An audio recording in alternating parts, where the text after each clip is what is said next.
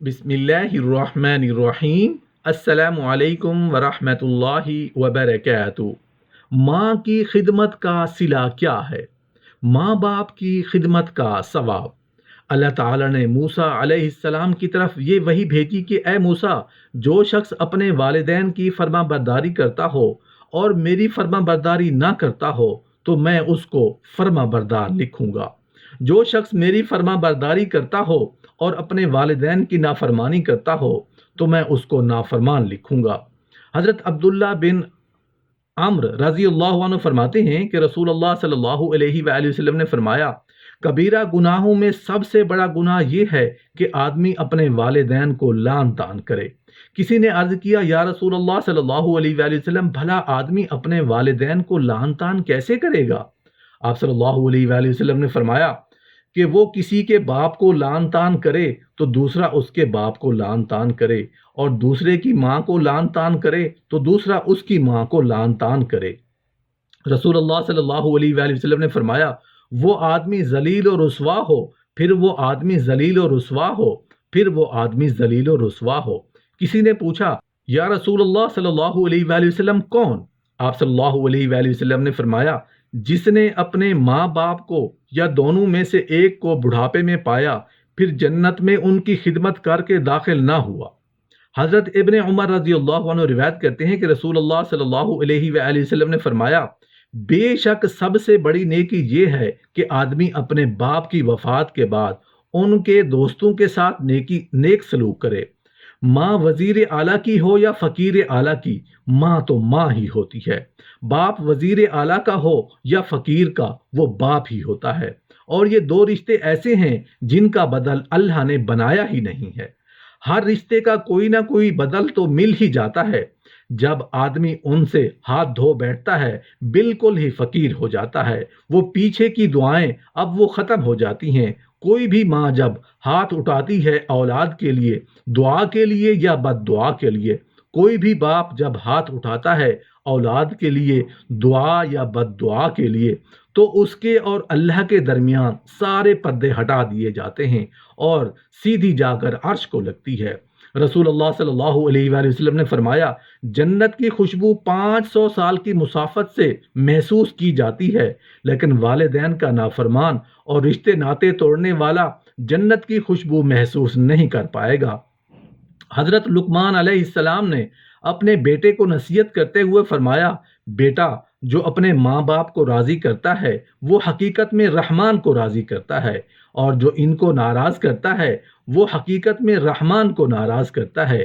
بیٹا، یاد رکھو، والدین جنت کا ایک دروازہ ہے، پس اگر وہ راضی ہوتے تو تم جنت میں جا سکو گے، ورنہ وہاں بھی روک لیے جاؤ گے۔ ایک مرتبہ حضرت ابن عمر رضی اللہ عنہ مکہ مکرمہ کے کسی راستہ پر چلے جا رہے تھے کہ ایک دیہاتی آدمی ان سے ملا۔ حضرت ابن عمر رضی اللہ عنہ نے اس کو وہ گدھا جس پر خود سوار تھے دے دیا، اور سر پر جو عمامہ تھا اتار کر اس کو دے دیا۔ کسی نے ابن عمر رضی اللہ عنہ سے کہا، یہ دیہاتی لوگ ہیں، معمولی چیز پر بھی خوش ہو جاتے ہیں، آپ رضی اللہ عنہ نے یہ کیا کیا؟ حضرت ابن عمر رضی اللہ عنہ نے فرمایا، میں نے نبی کریم صلی اللہ علیہ وآلہ وسلم سے سنا ہے کہ آپ صلی اللہ علیہ وآلہ وسلم نے فرمایا، آدمی کا اپنے والد کے دوستوں کے ساتھ حسن سلوک سے پیش آنا سب سے بڑی نیکی ہے۔ یہ شخص بھی حضرت عمر رضی اللہ عنہ کا دوست تھا۔ نبی کریم صلی اللہ علیہ وآلہ وسلم نے فرمایا، جو شخص اس حالت میں صبح کرے کہ وہ اپنے والدین کو راضی کرنے والا ہو تو صبح کو اس کے لیے 2 دروازے جنت کی طرف کھل جاتے ہیں، اور جو شخص اس حالت میں شام کرے تو اس صورت میں بھی ایسا ہی ہوتا ہے۔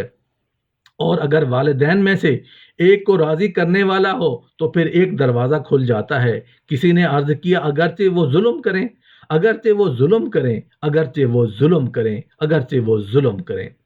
والدین یہ ایسا مقدس رشتہ ہے کہ اللہ تعالیٰ نے فرمایا، صرف میری ہی بندگی کرنا، کسی اور کی نہیں، پس ایک جملے میں اپنا حق ختم کر دیا۔ اب ماں باپ کی بات شروع کی، اور ماں باپ ان کے ساتھ احسان اتنا لمبا چوڑا قرآن نے ماں اور باپ کا حق بیان کیا ہے اپنا حق ایک آیت میں، اور والدین کے لیے احسان بوڑھے ہو جائیں اف تک بھی نہ کہنا ہماری زبان میں اف ہے۔ جب ماں بیٹے کو اکتاہٹ کے ساتھ بے ادب ہو کر اس اف کرنے پر اس کے پیچھے 100 سال کا بھی عمل ہے، اللہ ایسے کاٹا پھیر دے گا۔ زبان کا بول اونچا نہ کرنا، ان کے آگے پست رکھنا۔ نعمان ابن حارثہ کی آواز ہمارے نبی نے جنت میں سنی۔ آپ صلی اللہ علیہ وآلہ وسلم جنت میں تشریف لے گئے، نعمان بن حارثہ کی آواز جنت میں گونجی ہے، تو آپ صلی اللہ علیہ وآلہ وسلم نے فرمایا یہ کون تلاوت کر رہا ہے؟ فرشتوں نے کہا کہ آپ صلی اللہ علیہ وآلہ وسلم کے غلام نعمان کی، وہ تو مدینہ میں بیٹھا ہوا ہے، جنت میں آواز کیسے پہنچ رہی ہے؟ کہا کہ ماں کے فرما بردار ہیں، اس وجہ سے اللہ ان کی آواز ساری جنت کو سناتا ہے اور اس کی آواز ساری جنت میں گونج رہی ہے۔ یہ ہے ماں جس کی دعائیں ان کو یہاں تک پہنچاتی ہیں جب وہ مر جاتی ہیں۔ اب وزارت اعلیٰ آج ہے کل چلی جائے گی، کون سا ٹھیکہ لیا ہے انہوں نے؟ موسیٰ علیہ السلام طور پر آیا کرتے تھے، ایک دن اللہ نے کہا اب سنبھل کر آیا کر، تیری ماں اٹھ گئی ہے، دعائیں دینے والی اب چلی گئی ہے۔ آخری عمر میں اولاد خود کہتی ہے اللہ ماں باپ کو اٹھا ہی لے تو اچھا ہے۔ ایک شخص آ کر حضرت عمر رضی اللہ عنہ سے کہنے لگا میری ماں نے میرے پیشاب دھوئے، میں نے اس کے دھوئے، اس نے میری غلاظت اٹھائی، میں نے اس کی اٹھائی، اس نے میرے کپڑے دھوئے، میں نے اس کے دھوئے، اس نے مجھے کھلایا، میں نے اسے کھلایا، کیا میں نے ماں کا حق ادا کیا؟ کہا نہیں نہیں، وہ جب تجھے پالتی تھی تو پل پل تیرے لیے زندگی کی دعائیں کرتی تھی، اور آج جب تو اس کی خدمت کرتا ہے تو ساتھ ساتھ دعائیں بھی کرتا ہے، یا اللہ اسے اٹھا لے، میں تھک گیا ہوں، تو کیسے وہ حق ادا کر سکتا ہے؟ تو پھر آگے کہا ان کے آگے ذلیل ہو کر پر بچھا دے۔ میرے آپ کے پر ہیں کہ بچھا دیں؟ ہاتھ ہیں، یہ پر کی تشبیہ کہاں سے اللہ لے کر آیا ہے؟ جو شکار کھیلتے ہوں گے ان کو بڑی اچھی طرح یہ بات معلوم ہوگی۔ ماں باپ کے آگے ایسے بچھو گے جیسے شکار زخمی پرندہ شکاری کے آگے گرتا ہے اور بے بس ہو کر کہتا ہے جو مرضی کرو، وہ بے بسی اور مصیبت کی وجہ سے ہے، مجبوری کی وجہ سے ہے۔ آپ صلی اللہ علیہ وآلہ وسلم فرما رہے ہیں کہ کاش میرے ماں باپ بھی زندہ ہوتے، نہیں تو ماں تو زندہ ہوتی اور میں عشاء کی نماز کے لیے مصلی پر کھڑا ہوتا اور میں ہاتھ باندھ کر فاتحہ شروع کر چکا ہوتا۔ عشاء کی فرض نماز، نفل نہیں، ادھر سے کھڑکی کھلی ہوتی اور میری ماں مجھے کہتی محمد صلی اللہ علیہ وآلہ وسلم، تو میں نماز چھوڑ کر کہتا جی اماں جان، یہ ماں ہوتی ہے۔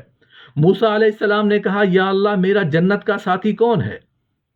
فرمایا فلاں کسائی تیرا جنت کا ساتھی ہے۔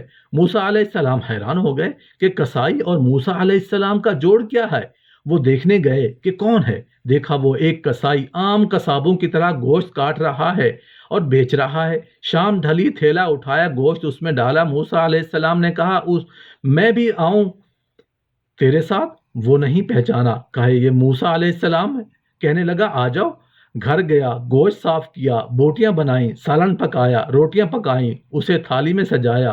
ایک بڑھیا روئی کے گالے کی طرح بستر پر تھی، اس کو اٹھایا، اس کو نوالے بنا بنا کر اس کو کھلاتا رہا۔ جب اس نے سر ہلایا کہ بس، تو اس نے اس کا ایسے منہ صاف کیا تو وہ کچھ بڑبڑانے لگی، اس کو لٹا دیا۔ موسیٰ علیہ السلام نے فرمایا کہ یہ کون ہے؟ کہا یہ میری ماں ہے، صبح اس کی ساری خدمت کر کے جاتا ہوں، شام کو پہلے آ کر اس کی خدمت کرتا ہوں، اپنے بچوں کی بعد میں کروں گا۔ موسیٰ علیہ السلام نے کہا کہ یہ کیا کہہ رہی تھی؟ کہا جی یہ پاگل ماں ہے، جب بھی میں خدمت کرتا ہوں تو شروع ہو جاتی ہے اللہ جنت میں تجھے موسیٰ کا ساتھی بنائے۔ میں کہاں اور موسیٰ کہاں؟ مائیں ایسی ہی ہوتی ہیں۔ میرے نبی صلی اللہ علیہ وآلہ وسلم نے فرمایا، جب پوچھا گیا یا رسول اللہ صلی اللہ علیہ وآلہ وسلم قیامت کب آئے گی؟ کہا اللہ ہی جانتا ہے۔ کہا یا رسول اللہ صلی اللہ علیہ وآلہ وسلم کوئی نشانی؟ تو فرمایا کہ جب دیکھو کہ لوگ ماؤں سے نوکروں کا سلوک کرتے ہیں تو سمجھ لو کہ چوٹ پڑنے والی ہے۔ یہ نہیں کہا کہ جب بت پرستی پھیل جائے گی، جب قتل و غارت اور زنا پھیل جائے، یہ کہا کہ جب دیکھو کہ اولادیں ماں باپ کے ساتھ نوکروں کے بولیں گے، پھر جب بیٹا باپ کا گریبان پکڑ کر کہے کہ تم نے آج تک میرے لیے کیا بنایا ہے؟ میں نے اپنے کانوں سے سنا، تم نے آج تک میرے لیے کیا کیا؟ بیٹا باپ سے کہہ رہا ہو۔ جب اولادیں اس طرح باپ کے سامنے ہوں اور مائیں جو ان اولاد سے بات نہ کر سکیں، تو میرے نبی صلی اللہ علیہ وآلہ وسلم نے کہا پھر سمجھ لو کہ اب یہ نظام ٹوٹ جائے گا۔ ایسے انسان نہیں ہیں، ان سے زندہ رہنے کا حق چھین لیا جائے گا اور انہیں پیوند خاک کر دیا جائے گا۔ ماں اتنی عظیم چیز ہے، اتنا بڑا مرتبہ ہے، وزیر اعلیٰ کی ہو، فقیر اعلیٰ کی ہو، اس کی دعائیں عرش تک جاتی ہیں، ہلا دیتی ہیں، عرش کے پردوں کو، عرش کے حجاب اٹھا دیے جاتے ہیں۔